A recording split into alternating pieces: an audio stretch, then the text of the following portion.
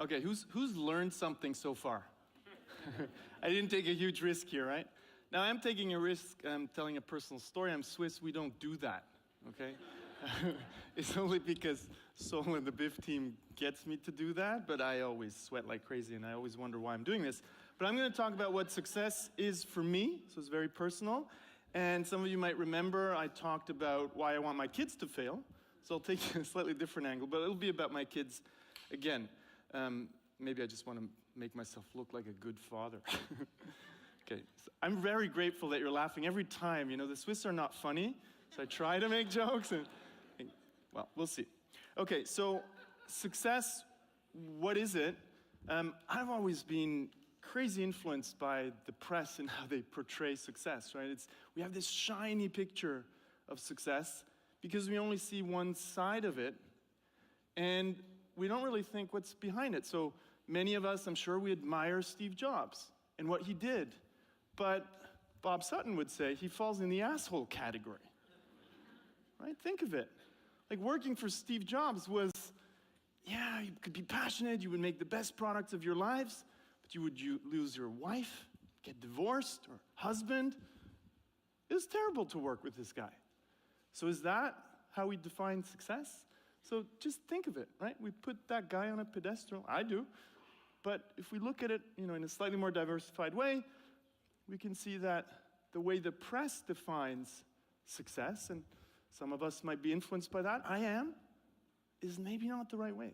Okay? So for me, for a very long time, this was a thing that was on my mind. I like looking up to people who I admire. Even here, wow, all these speakers, I feel like, what the fuck am I doing with my life? Man. Wow, am I wasting my time? So, there's some things I did achieve. We sold a lot of books. I got on the Thinkers 50 list, but I always want more. And I'm very competitive in that sense. So I always feel like what I did so far is not enough. And there's a danger with that, because you always want to do more. You always want to do more. You're never happy. You kind of miss out on some things in life. And I'm very passionate about what I'm doing, and that's actually a risk. So maybe this way of looking at success, cover of a magazine or whatever, it's not enough. Of course, it's pretty trivial, right? But I had to learn that, and these are two guys who taught me, #1 leadership coach Marshall Goldsmith and greatest CEO of all times, Alan Mulally. They let me look at leadership and success in a different way. I had the opportunity to spend some time with him, with a group of people.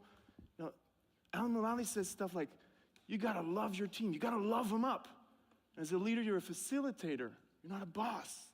Those things made me think differently about what I want to achieve in life. So if we look at success, what's the first thing you could do if you're struggling to figure out what success means to you? You go to Google, you look at a definition, and you'll see an example of success is the president had some success in restoring confidence.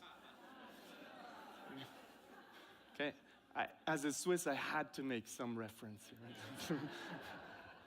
Then I like to use Twitter, so I used Twitter and asked, okay, what does success mean to you? No bullshit. What is success? What are the criteria for you to measure success? I love this one. Makes sense, right? Makes total sense. Of course. It's not very helpful, of course, right? It's not very helpful. So then you go to TED Talks, and there's a playlist on success, so it means something to people. And there's actually one talk that I would recommend you go watch by my favorite philosopher, modern-day philosopher. I see some of you nodding, right? Alain de Botton tells us, well, look at success maybe in a gentler way, in a different way. Define for yourself what success means. Don't let yourself be defined by what others say is success. And I had to learn that. So before I tell you what I understand under success for myself, I want you to do a little exercise with your seat neighbor. Discuss for 30 seconds, how do you measure, what are the criteria that you use to measure if you're leading a successful life, okay? 30 seconds, let's go. Easy question, come on. Let's go.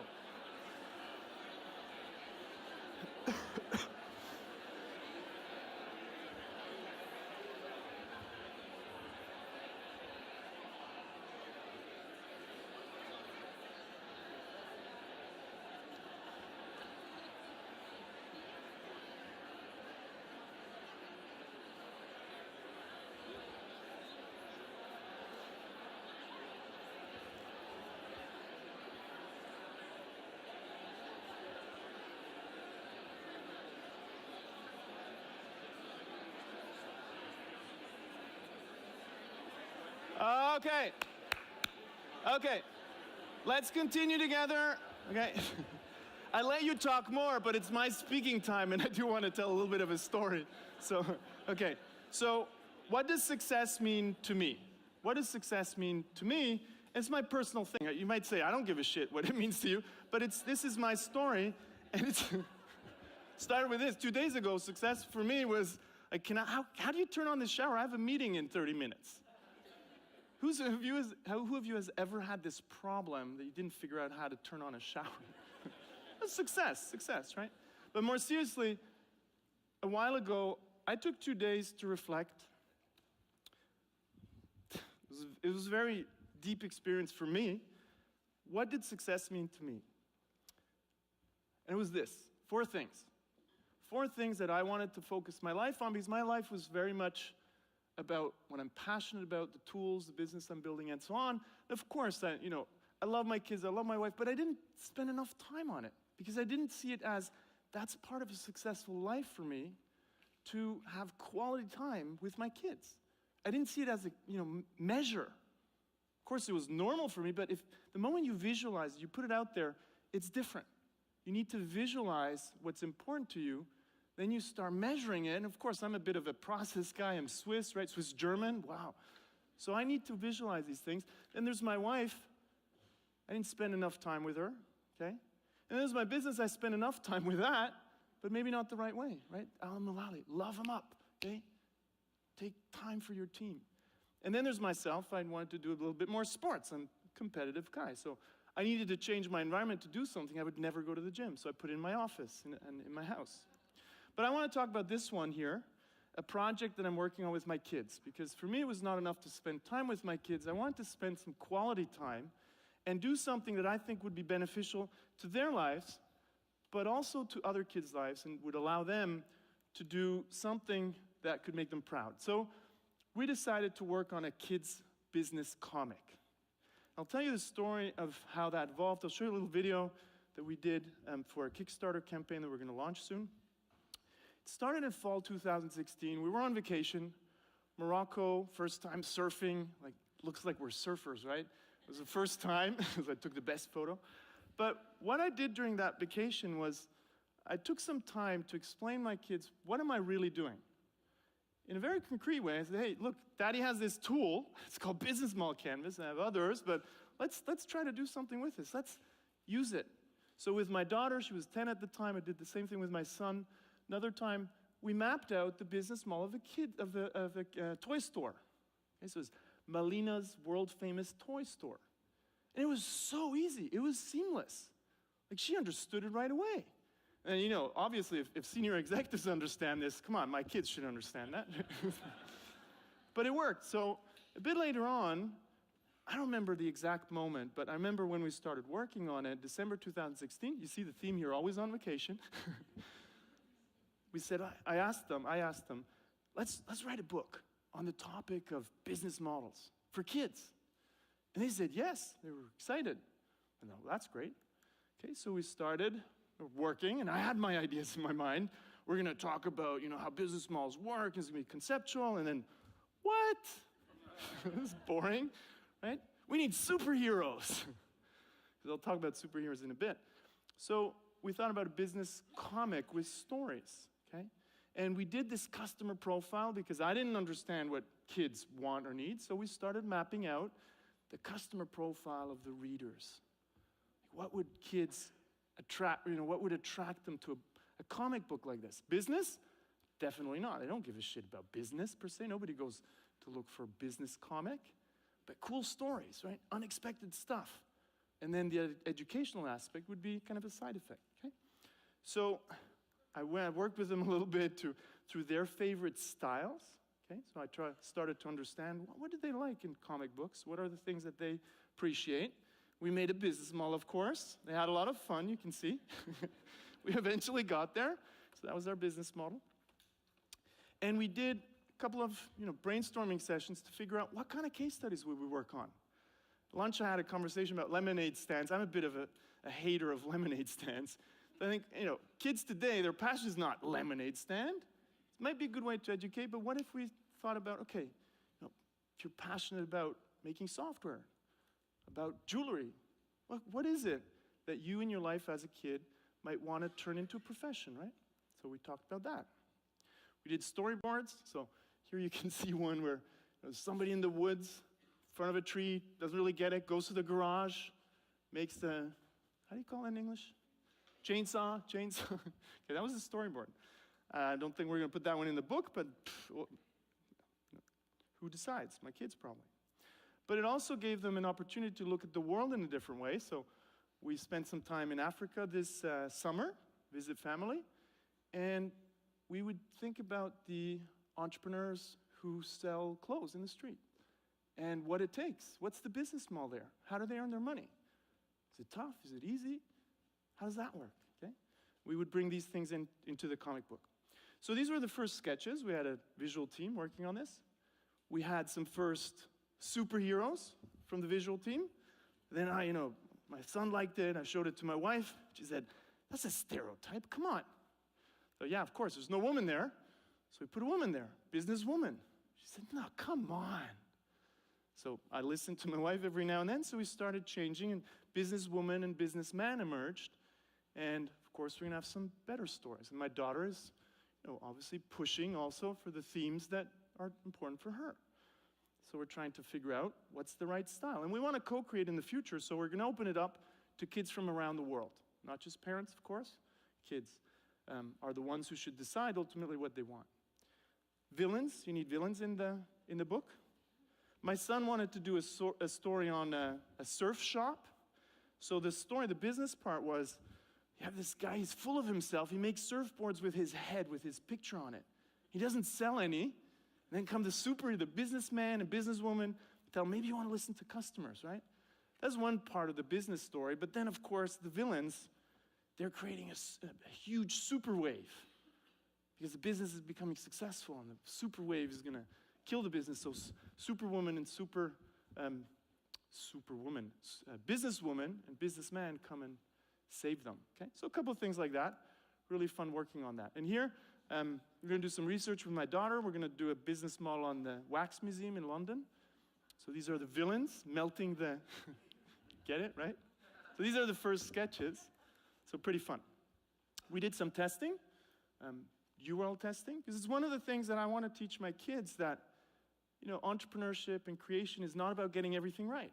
You're going to make a lot of mistakes, and that's okay. That's what's part of business. That's what's part of following your passion. I talked about failure the last talk I gave, right? So we figured out this could be a good one. So we came up with a landing page. That's where we are today. We launched the landing page last week. After 2 days, we had 700 visitors, so it really took off. It was fun. But then I can show my kids, hey, look, there's some versions that work, some versions that don't work. So they're starting to learn some of these tools of modern entrepreneurship, lean startup, right?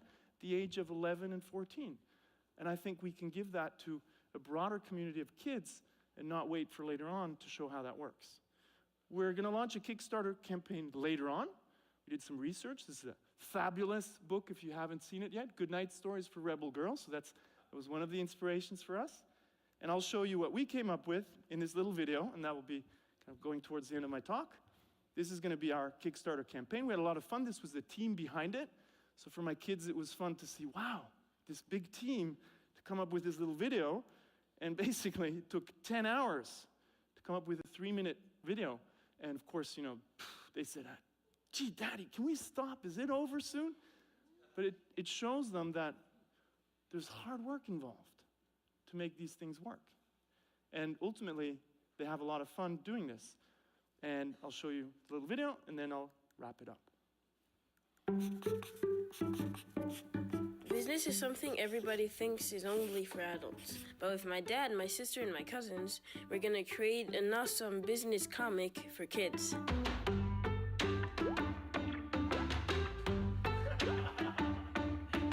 In the book, there are gonna be different stories that are gonna explain how companies that we all know, like YouTube or Instagram or other shops, how they work. Because almost everybody watches YouTube videos, but almost nobody knows how YouTubers make money. The goal is to make the book really fun and entertaining for children, which means it has to be a comic book. But at the same time, I think it's really important that we give our children some business education. So to package it in a way that they learn and they have a lot of fun and it doesn't feel like, oh, this is a boring school book, I think that's the real challenge. Maybe we can talk about how a bakery works, or we can talk how somebody who's fascinated about making jewelry can start selling jewelry. So we want to make it educational, but at the same time really not feel like a school book. It should be a really fun and cool comic book. So that kind of mix is what we're trying to achieve together. I'm gonna introduce you the team of illustrators. That is Benny. Hi. That is Holger. Hi. That is Lucas. Hello.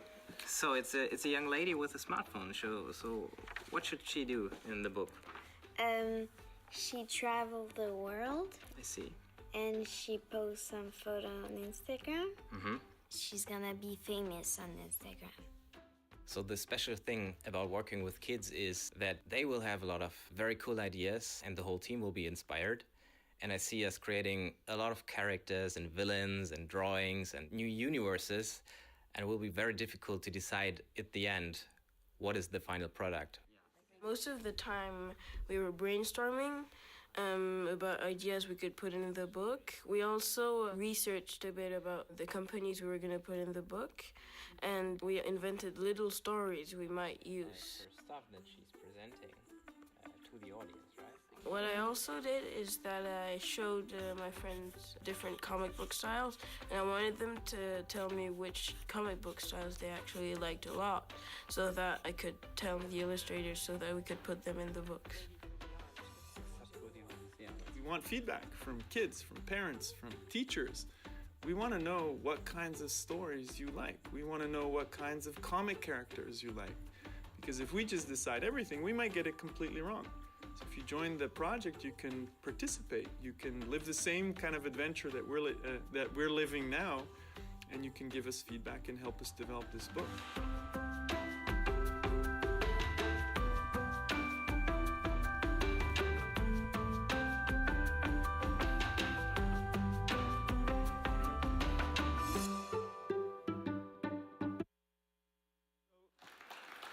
Thank you.